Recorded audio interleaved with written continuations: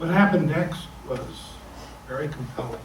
A man named Charlie Knox, who was in my squadron, climbed into the intake to pull me out. It was so hot in there that he couldn't take the heat. He had to retreat. He had to wait about 20 minutes to get the temperature to lower. Then he crawled back in and cut my sleeves of my jacket off the turbine. As you know, it's like an axle of the turbine. And they pulled me out,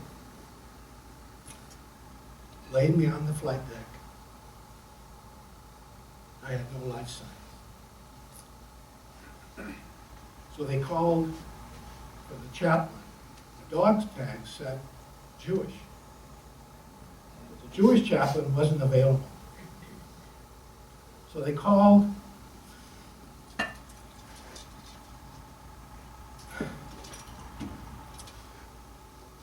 Father Fitzpatrick, the Catholic chaplain.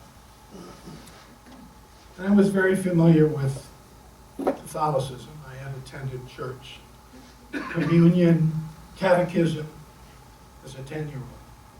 And he was the right person. I had never had any contact with a rabbi or a Jewish chaplain. And so, what I saw was the chaplain approach my body, kneel down, and take out a lavender ribbon, put it around his neck, and proceeded to give me last rites. I watched this from above. I came into my body, I opened my eyes, and I said to him, Father,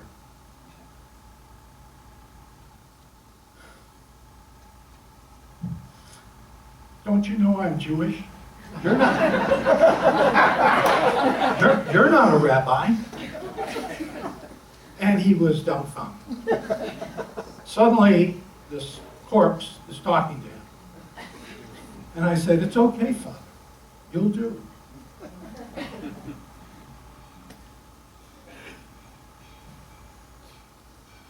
He told my mother weeks later that he had never wanted to be a rabbi except in that moment.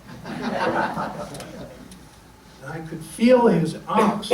He didn't want to be the person to give me last rites. It didn't fit his training and his way. And I had attended Mass on aboard ship that he led. He didn't know that, but I was much more familiar with attending Christian services. They took me down to sick bay, and I had no life signs. They put me on a gurney and called for Father Fitzpatrick again. Father Fitzpatrick had told them that I had spoken to him. On that basis, they called him again, and he gave me last rites a second time. I watched this from the ceiling, the bulkhead ceiling of sick bay. Lucid, luminous, enlightened. There were 6 doctors aboard the Forester, and there were a number of corpsmen all around the gurney. They were trying to bring me back to life. I looked at my body. I was completely relaxed. I wasn't even concerned for the outcome. I was fine, but I could feel, I use the word feel loosely. I can't say that it was like an emotional feeling.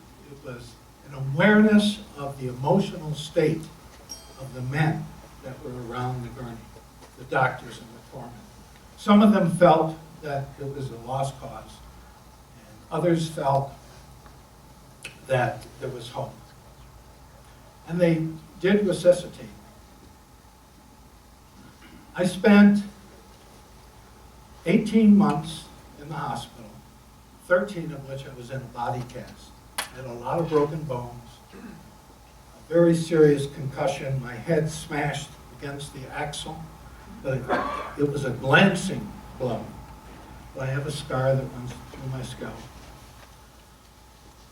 And I proceeded to go from the ship to 3 other hospitals. I had a number of surgeries. I've got screws and grafts and bone grafts, skin grafts. And I spent another additional year recuperating after I was discharged from the hospital. Which brings me to why I'm even talking about this. I've always been interested in the fact that we exist in these bodies. I was aware of it as a child, very aware of it. And the experience that I've had tells me, through what I would call a direct knowing, that we're in this life for a purpose. Each of us. Absolutely unique. Nobody like us. You know, at the hospital, I've witnessed births and deaths. And to me, it's a holy moment. The births are typically very joyful. Typically, not every child is wanted, but typically there's excitement. But deaths is a whole different thing. There's a whole history of life and grieving and whatever. I still consider it a sacred transition. Just as important as birth. My experience of what we call near death was, when I left my body, I was still very lucid. I was aware that I was myself. I didn't have what a lot of people have reported, seeing deceased relatives and a wise one that approached me.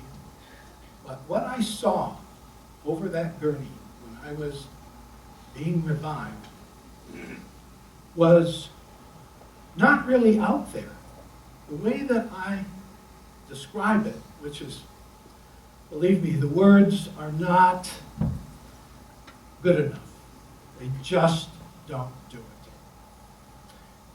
But what I saw was coming from me.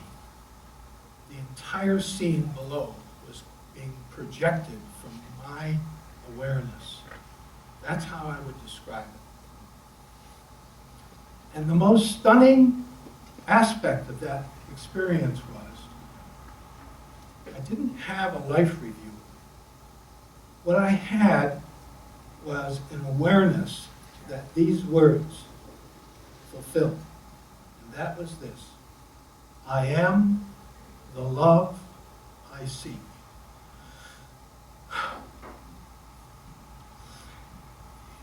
It's very emotional because it's out of this world. My mother had an expression. She'd say, "Eat this. This is like food at the table." I said, "It's out of this world." She would, let me take a sip here.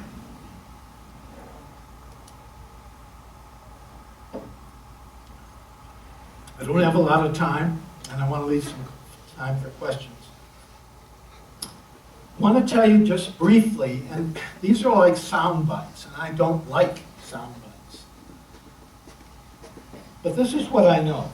There are at least 2 planes of existence. The physical plane that I was pulled into is the plane that we're familiar with, the material plane, the solid plane, even though physicists tell us it's not really solid, but it definitely appears that way, especially if you stub your toe on something, you know that it's solid. And on that plane, everything has form, and it's separated by distance and time, and especially circumstance. Everything is like dramatic here. There's drama here. And the other plane is formless, invisible, spirit. Now these words are words that I grew up with and words that I've chosen. They're my words, it's my story, so I have to decide what words to use. But they're not the only words. And I love hearing other people talk about these sorts of things because they're expressing it as an individual, which is the most precious thing to me, is that we are individuals sharing this experience together. Together.